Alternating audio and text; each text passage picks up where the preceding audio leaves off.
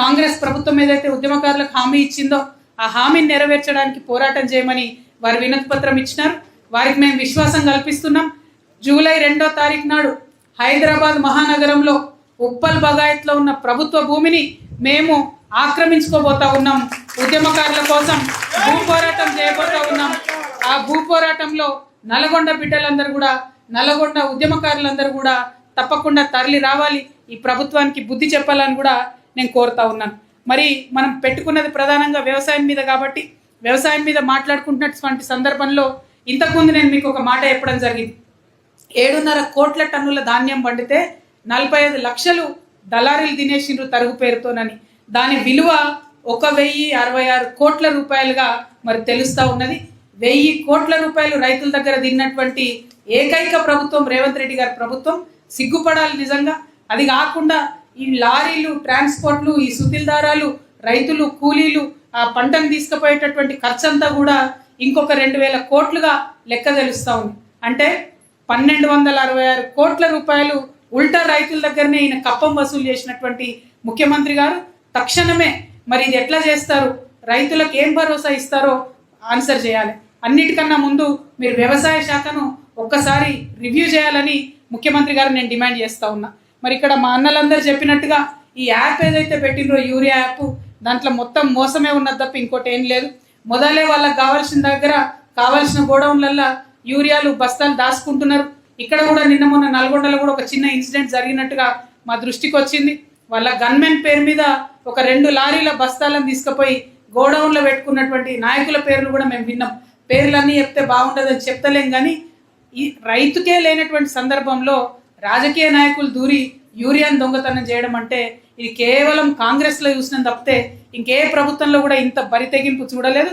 కాబట్టి ఖచ్చితంగా ముఖ్యమంత్రి గారు నల్గొండ జిల్లా మీద ప్రత్యేక దృష్టి పెట్టి రివ్యూ చేయాలని కూడా నేను డిమాండ్ చేస్తూ ఉన్నాను. ఇంకొక మాట చెప్పింది, అందరు మంత్రులు చిలక పలుకులు వలుకుతున్నారు, రైతన్నలు గమనిస్తున్నారో లేదో. ఏమంటున్నారు? వరి ఎక్కువ అవుతుంది, వేరే పంట వేయాలని చెప్తున్నారు.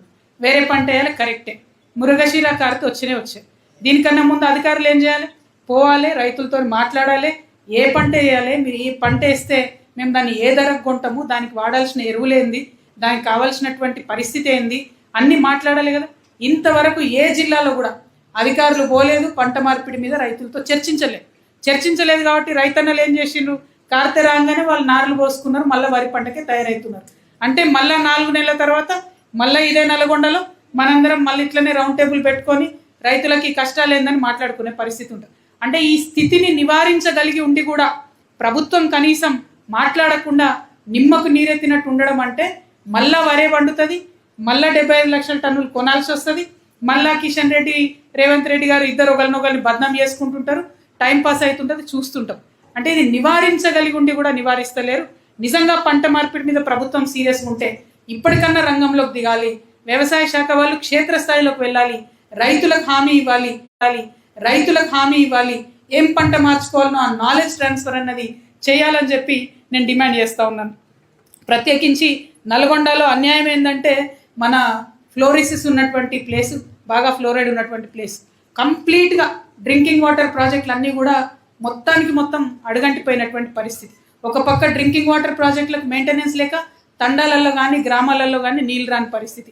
ఇంకో పక్క నాగార్జున సాగర్ కెనాల్ ఏదైతే ఉందో దాని మీద ఉన్న చిన్న లిఫ్ట్లు, మరి ఇరిగేషన్ శాఖ మంత్రి కూడా మీ జిల్లా వాస్తవ్యుడే, మరి ఆయనకు ఎందుకు దయ వస్తలేదో తెలియదు. ఆ చిన్న లిఫ్ట్లలో ఉద్యోగులు లేక, దాని మెయింటెనెన్స్ లేక అవి మూలకు పడే పరిస్థితి వచ్చినాయి. వాటి మీద దృష్టి సారించమని ఉత్తమ్ కుమార్ రెడ్డి గారిని నేను డిమాండ్ చేస్తూ ఉన్నాను. మరి కౌలు రైతులు ఉన్నారు. ఇవాళ ఒక నివేదిక వచ్చింది. ఏందది? మొత్తం వ్యవసాయ రైతులలో 36 నుండి 37% కౌలు రైతులే ఉన్నారు. అంటే పట్టాదారులు ఎవరైతే ఉన్నారో, భూమి ఓనర్లు ఎవరైతే ఉన్నారో అందులో 36% మంది వ్యవసాయం చేస్తలేరు, కౌలు రైతులు మాత్రం చేస్తున్నారు. వారిని అర్జెంటుగా గుర్తించండి. ఆ ప్రక్రియ ఎందుకు ప్రారంభించరు? మీరు మాట ఇచ్చి ఉన్నారు. మరి ఆ కౌలు రైతు ఇవాళ ఎకరానికి దాదాపుగా నల్గొండలు తెలియదు కానీ మా నిజామాబాద్ దిక్కు అయితే 53 నుంచి 57 వేలు మినిమం కౌలు కట్టాల్సినటువంటి పరిస్థితి ఉంటుంది. ఇక్కడ కూడా అటో ఇటో అంతే ఉంటుందని నేను అనుకుంటున్నాను. మరి అంత కౌలు కట్టి కూడా రైతు భరోసా ఎవరికైతే అన్నకు వస్తుందో, భూమి ఉన్న అన్నకో చెల్లెకో వస్తుందో వాళ్ళు కౌలు రైతుకి ఆ డబ్బులు ఇవ్వరు.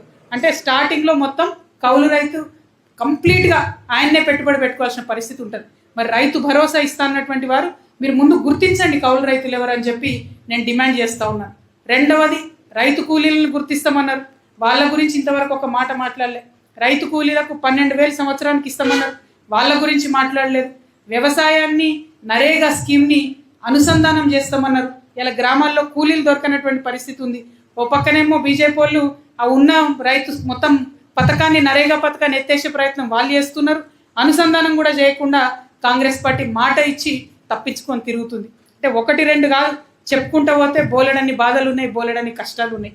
ఇవాళ నల్గొండ రైతన్నలందరికీ మాత్రం నేను ఇవ్వాలనుకుంటున్న భరోసా ఒకటే, ఖచ్చితంగా మన ఈ రాష్ట్రంలో, ఈ నల్గొండలో ఆనాడు ఈ బాధలు పడలేకనే మా భూమి మాకు కావాలని చెప్పి బందూకులెట్టినటువంటి రైతన్నలు ఉన్న నేల ఈ నేల. మీరు ఎట్టి పరిస్థితుల్లో కూడా నిరుత్సాహపడకూడదు. ఏ గ్రామానికి ఆ గ్రామం రైతులు మనం ఒక సంఘంగా ఏర్పడాలి. రైతుకు రాజకీయంతో పని లేదు. పార్టీ ఏదైనా కావచ్చు కాక, ఏ పార్టీలను ఉండొచ్చు కాక, ఊరికి రైతులందరం కూడా ఒక్కటవ్వాల్సిందే. ప్రభుత్వం మీద యుద్ధం ప్రకటించాల్సిందే. మనకు కావాల్సినటువంటి హక్కులు సాధించుకోవాల్సిందే. ఇందాక తమ్ముడు విక్రాంత్ రెడ్డి మాట్లాడుకుంటూ చెప్తున్నాడు, మా ముంగటికెళ్ళి కాలువ పోతుంది, మా పొలాలకు నీళ్ళు రావట్లేదని చెప్పి. అటువంటి అన్యాయం చేస్తే సహించొద్దు. మీరు అన్నట్టు గడ్డపార కాదు, గ్రామం అంతా పోయి కూడా చేసి నీళ్ళు ఇప్పించుకోండి. మనం మీదకి వెళ్ళిపోయే నీళ్లు, మన ఊరి మీదకి వెళ్ళిపోయే నీళ్లు మన కాలువలకు రావాల్సిందే. తర్వాత కిందికి పోవాల్సిందే. సహజ న్యాయ సూత్రం.